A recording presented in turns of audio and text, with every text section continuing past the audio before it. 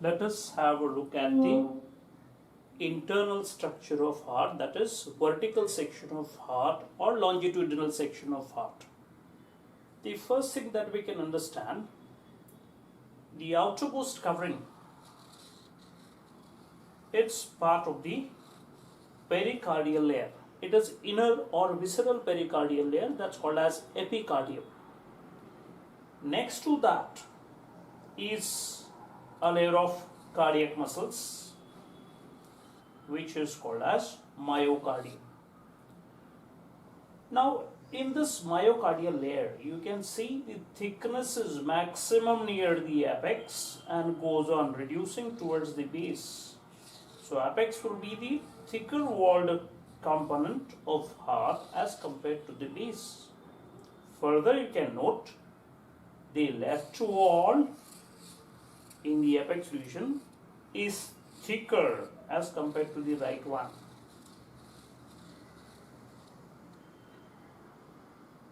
Now the innermost component, innermost layer is a thin layer, an endothelial layer, that's called as endocardium.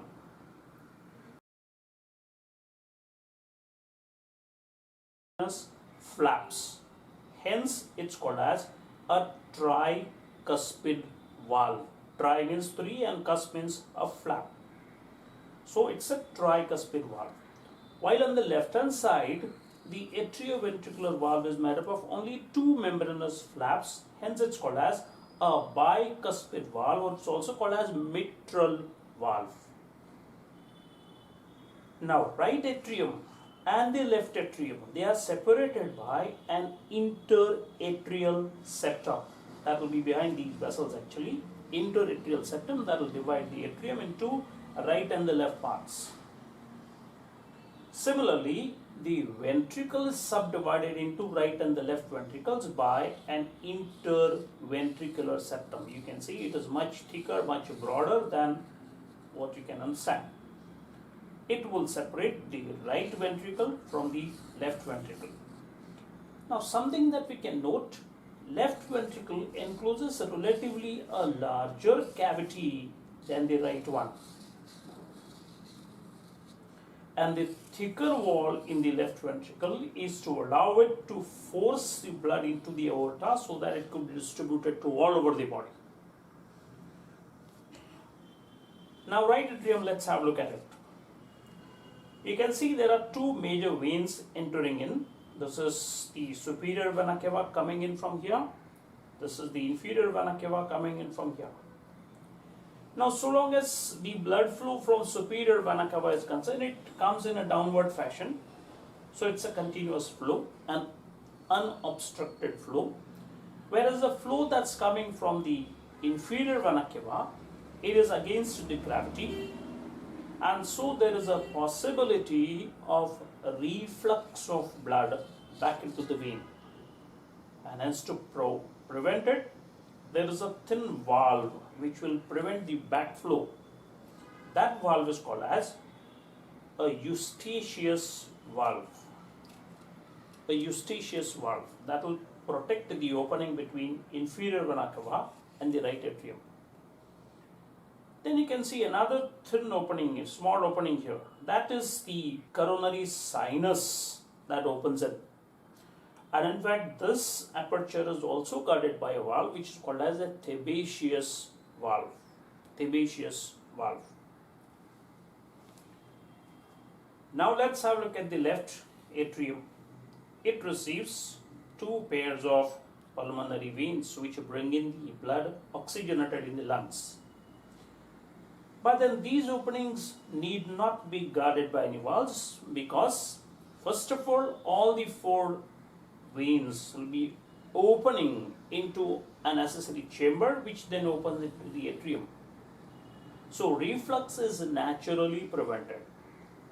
Another thing, when the vein is completely collapsed, this aperture gets obviously closed. And so, these four openings are not required to be guarded by any valves. Now, from each atrium, the blood is supposed to enter into respective ventricle. That is, Deoxygenated blood from right atrium would come into the right ventricle. Oxygenated blood from left atrium would come into the left ventricle. As could be seen, the right ventricle leads to pulmonary artery that takes away the deoxygenated blood towards lungs for oxygenation. Similarly, the left ventricle opens to the aorta to propel the oxygenated blood into the aorta so that it could be distributed to all over the body. Now here also there is a possibility of reflux, and hence to avoid it there are certain valves provided in these vessels as well.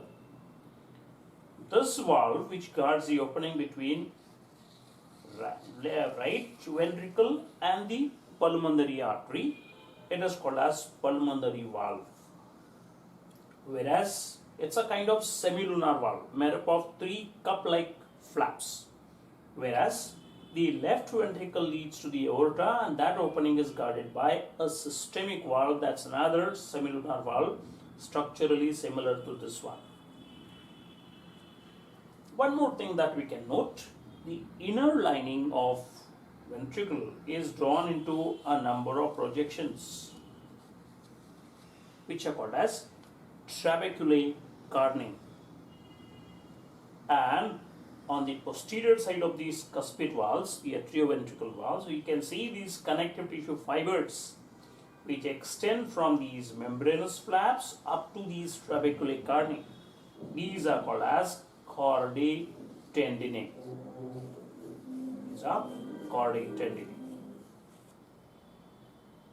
That's so far as the internal structure is concerned.